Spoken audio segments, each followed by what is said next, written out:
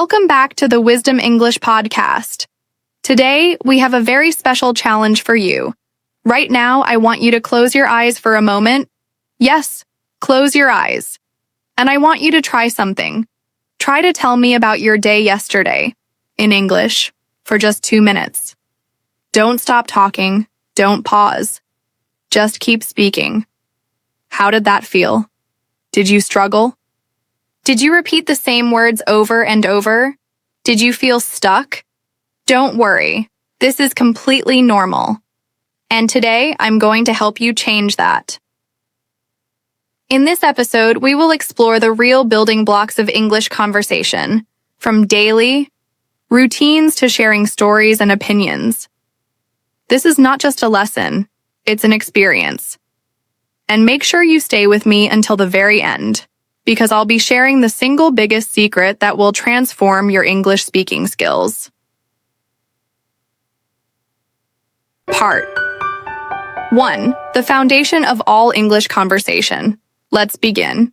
Why is it so important to practice talking about your day in English? It's important because your day is real. It's something that happens to you every day. You know it well. You don't need to search for complex words or abstract ideas. You just need to talk about your life. And here's the best part. When you describe your own day, you're practicing real, useful English that you can use with other people in real conversations. For 10 years, I've taught thousands of students from over 50 countries, and I discovered something amazing. Students who could describe their daily routine perfectly were the ones who became fluent the fastest. Why? Because daily routine vocabulary is the foundation of all English conversation. Think about it. When you meet someone new, what do you talk about? Your work, your family, your hobbies, your daily life. When you have a job interview, what do they ask? Tell me about yourself. When you call customer service, what do you need to explain? Your problem, your situation, your daily experience. But here's the secret. Most English teachers don't tell you. Your brain learns languages through patterns, not just rules. When you practice real situations over and over, you're training your fast, automatic brain, the same part that native speakers use. So today we're building your foundation. We're giving you the core vocabulary and sentence patterns that every fluent English speaker uses automatically. This is active training for your mouth, your ears, and your brain. We are going to practice with a technique called shadowing.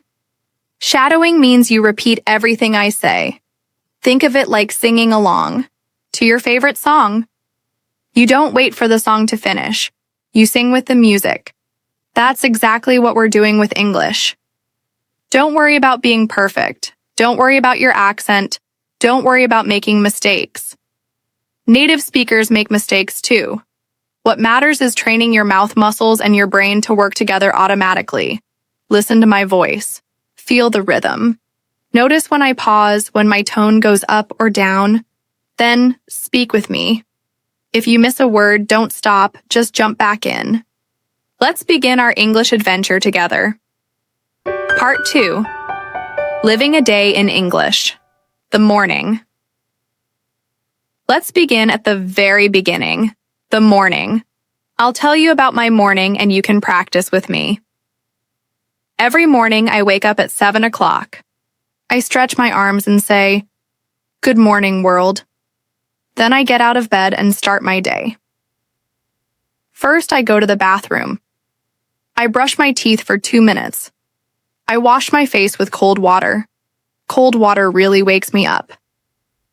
Then I go to the kitchen. I make my first coffee of the day. I also drink a large glass of water because hydration is so important. For breakfast, I usually have toast with butter. Sometimes I add strawberry jam. Strawberry jam is my favorite. A simple breakfast gives me energy for the day. What about you? You can practice saying, "I wake up at 8 o'clock," or "I eat cereal for breakfast." Some people prefer oatmeal with fruit, others like yogurt with honey. My brother sometimes eats leftover pizza for breakfast. It's a bit unusual, but it works for him. After breakfast, it's time to get dressed. I go to my bedroom and open my closet. Today I choose a blue shirt because blue is a nice, calm color. I put on my favorite black pants. Black is so versatile. For shoes, I choose my comfortable white sneakers because I'll be walking a lot. I look in the mirror and comb my hair. Looking good helps me feel confident. I grab my bag and check inside. Phone, wallet, keys. Everything is here, so I'm ready to go. Now I'm ready to leave my house. I lock my door and walk to the bus stop. The bus stop is on Main Street, where many people are waiting. The bus arrives right on time. I get on and show my ticket to the friendly driver. "Good morning," I say, and he smiles back. I find a seat by the window where I can see the city.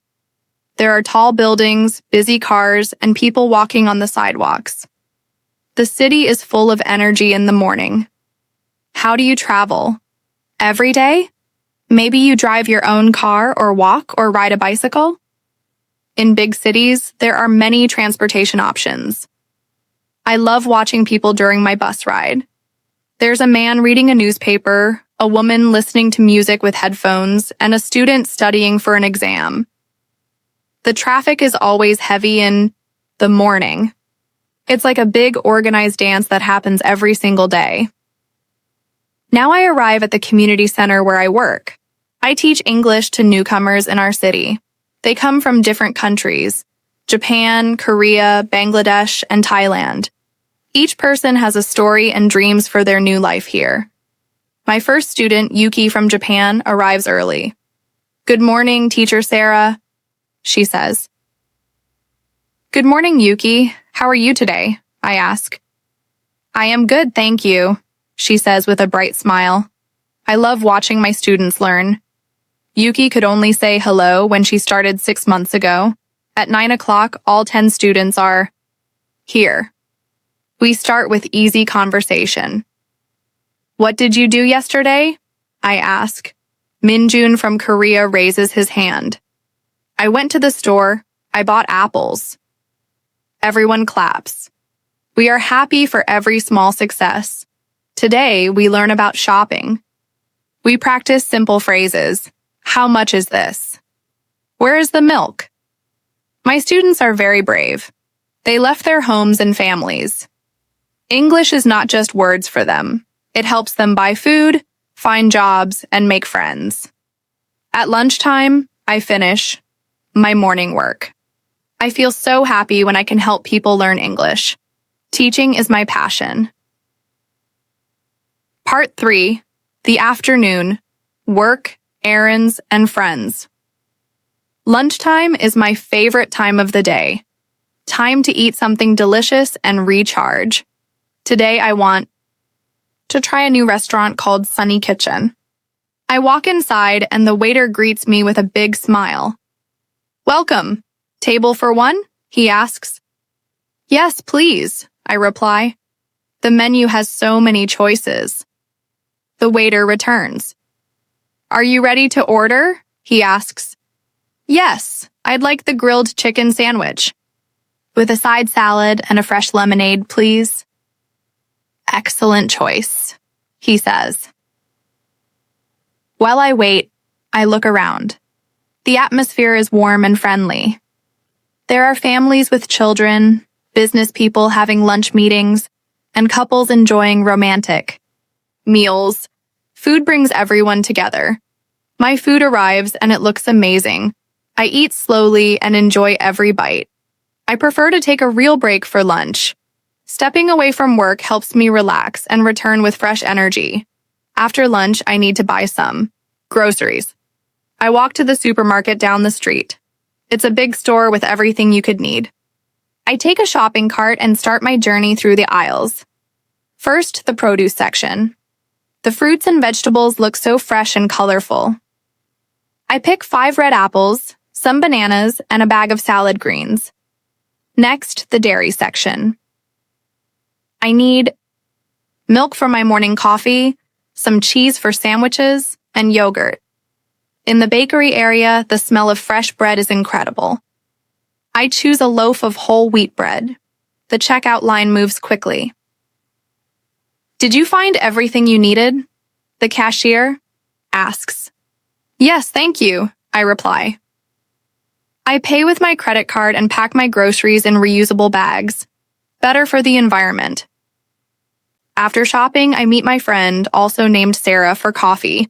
This is the best part of my day.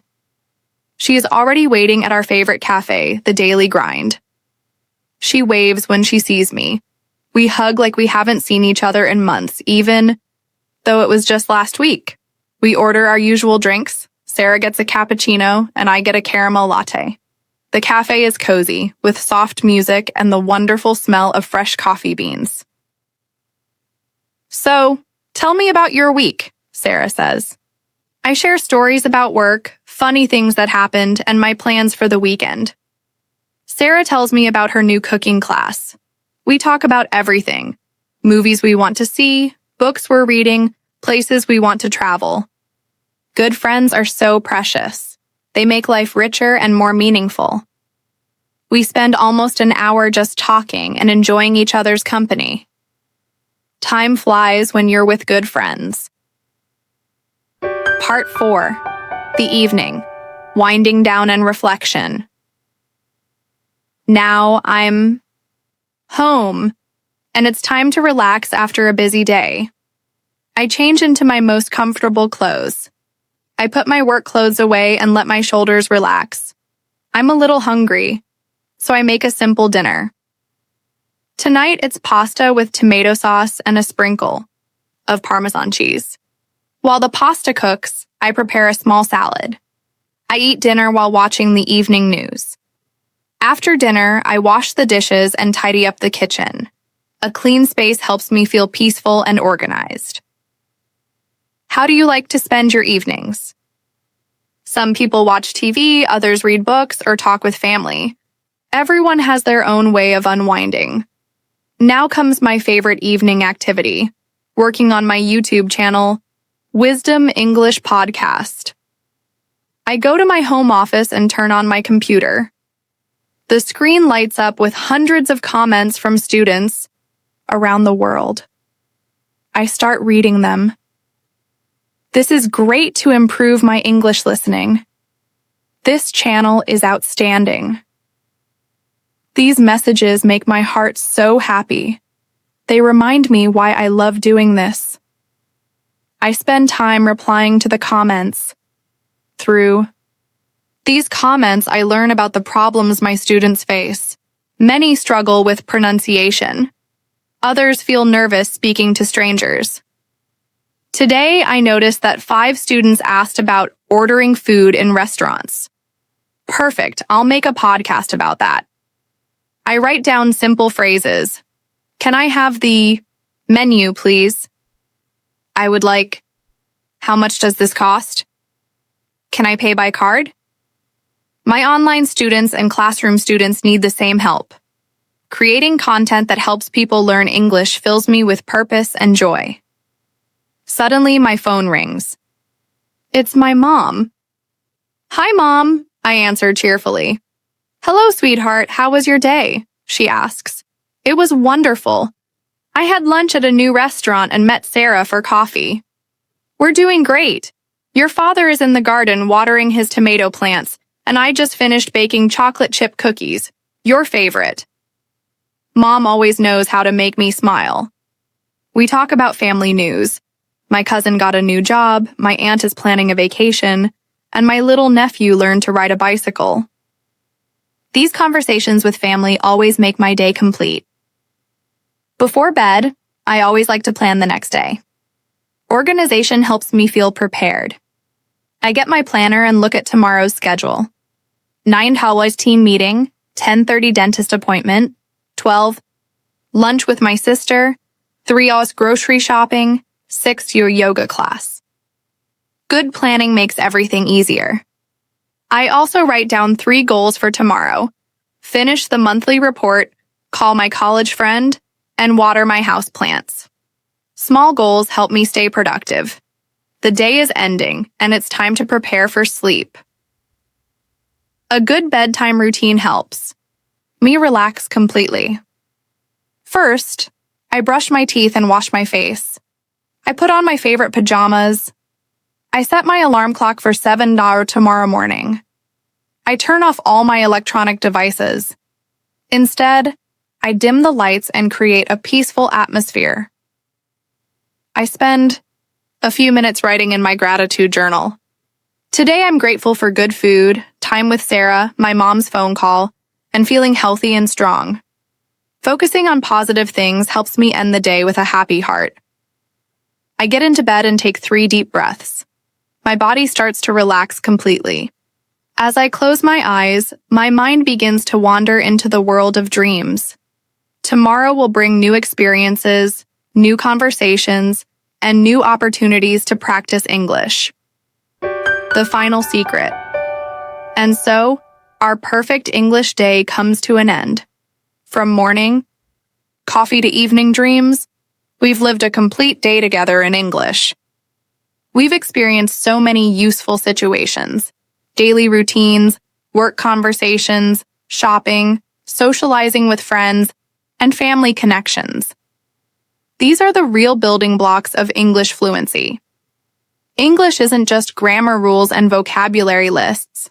It's a living language. It helps you connect with people, express your thoughts, and feel the world in new ways. You don't need to be perfect. What matters is communication. And now, for the secret I promised at the beginning.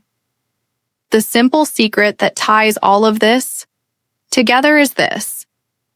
Your life is the best textbook you will ever have. You don't need to search for interesting topics. You don't need to imagine complex situations. Your own daily life is full of real, useful vocabulary and natural sentences. When you learn to talk about your own life in English, you are building the most important skill of all, the ability to express who you are. So, my challenge to you is this. For the next week, I want you to choose just one part of your day, your morning, your afternoon, or your evening, and practice describing it out loud in English every day. Just for 2 minutes. Talk about what you're doing as you're doing it. Make it a habit. You will be amazed at how much your confidence and fluency improve. Please like, share, and subscribe to the Wisdom English podcast channel to watch our next videos.